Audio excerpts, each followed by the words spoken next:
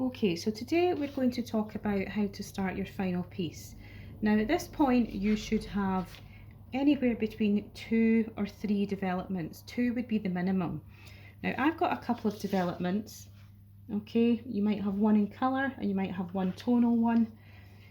What you should have though is essentially developments that include the same objects. So your 2 groups of objects, the 2 photographs that you've worked from, should include the same things. So in my 2 developments, my 2 groups, one in paint and one in pencil, I've got the teapot, the cup, the cakes, the tea towel and so on. Okay, so you should have at least 2 and they should be in different materials. They should include the same objects, but they shouldn't be exactly the same in composition. Okay, so essentially I've got this one and I should have another one where perhaps the objects are moved around a little bit, or perhaps it's from a bird's eye view or a different angle. That's fine. They shouldn't be exactly the same compositions, the same layouts. Okay, so what I now have at this point is I've got a tonal drawing of a teapot on its own for investigation. I've got a painted investigation of a cup with some cakes, and those go in that first stage, that investigation sheet. I've also now got my 2 different groups of objects, which is called development, where I've essentially taken the separate objects and put them together in a group, and that's how I've developed them in one way. The other way that I've developed them is I've really tried to think about the different layouts, I've tried to think about different materials. So that's how I've developed it from the single objects or smaller groups of objects. So now that I have these 2 developments, what I now need to do is take the composition of one of these as my starting point, and I'm going to use that to start my final piece. Now, what you should be doing rather than working from the previous drawing, by all means have it out, is you should be working from a photograph, or preferably the objects, but under these circumstances obviously photographs are fine. So get the photograph that you're working from. By all means have your development studies in front of you as well, okay? And what you're now going to do is start your final drawing. Now, this is my favourite one, okay? So I'm going to base it on this. What I don't want to do though is make it exactly the same. So I might, for example, move the biscuits up a little bit, or make the tea towel come into this shape here, this area here a little bit more. I'm fairly happy with the rest of it. I might bring this down a little bit at the top, and I might perhaps try and fit a bit more of the spout in. I'll see how it goes. Equally, what I could do actually is just zoom in on a little bit of the image that I like. I could even cut it off a little bit deliberately, okay, or just sort of zoom in to a particular part that I think looks quite good. Okay, so you could think about doing something like that, for example. Doesn't always work though. I think maybe that works okay. I would get away with that, but it's a funny shape, so I'd need to think about that. It's not what I'm going to do today, okay? So what you have to do in your final piece really is take your favourite composition, and we're going to draw an A4, and we need to improve it a little bit. It's by and large the same, but with maybe some small changes. So what I want to do with my one today is first of all think about where I want the teapot to go, because it is the object that's furthest up and it's the largest one as well, so that's going to be quite important. So I'm going to start by really drawing the basic shapes, and the idea behind this is really just to try and get a sense of the size of everything, where it's going to go. It's going to be really loose at this stage. Okay, there's going to be mistakes in it, I know there are.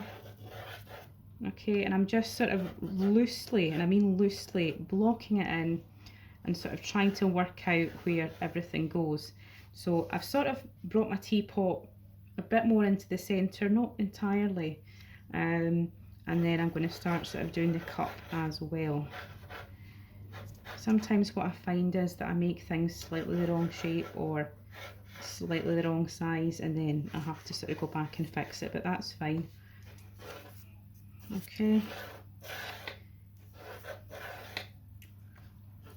I'm still going to need to go back and fix that teapot, but let's leave it there just now. It doesn't matter if it's messy either.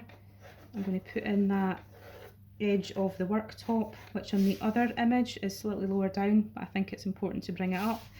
You'll notice that I've drawn right across.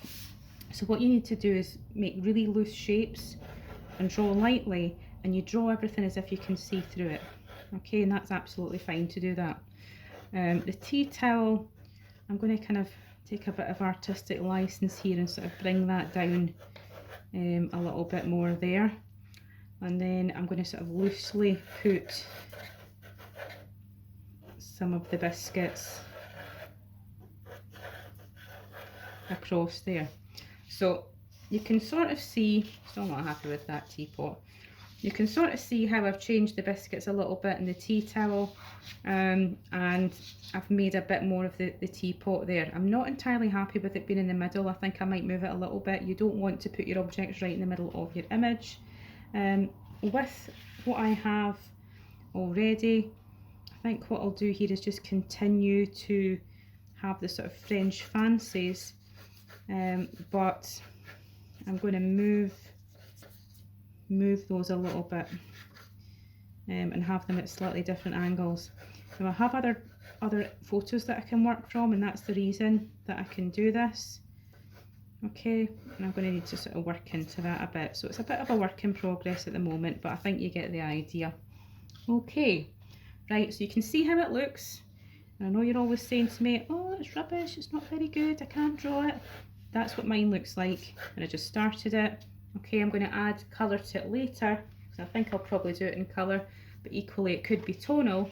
Remember to work from your photograph as well, that's really, really important. Okay, but that is what a loose drawing looks like to start with. There are definitely bits that are wrong, that's fine.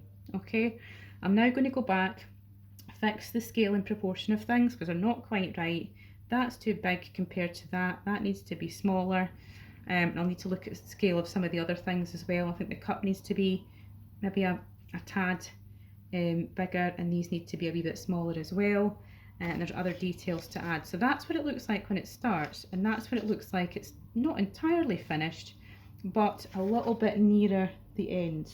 Okay, so just because it looked like that at the beginning doesn't mean it can't look a wee bit better, or quite a fair bit better at the end. I know I could do more with this, okay, but I'm hopeful you can see some sort of difference from the kind of messy, not quite right drawing at the beginning to the one that I then ended up with. And the same was done with this other one, okay, which is in colour. Okay, so messy, sketchy drawing, get it drawn out, then go back and check it. Remember what you need to do to check it. You should have your image, your photograph. You should be checking each little bit and going backwards and forwards as you go, and making sure that everything looks right. Okay, so the next stage should be after you come out of this video and go back and look at your drawing again, go back and fix it. Okay, and then you'll be ready for next time when we're going to start thinking about developing this a little bit further. Okay, thanks folks, good luck.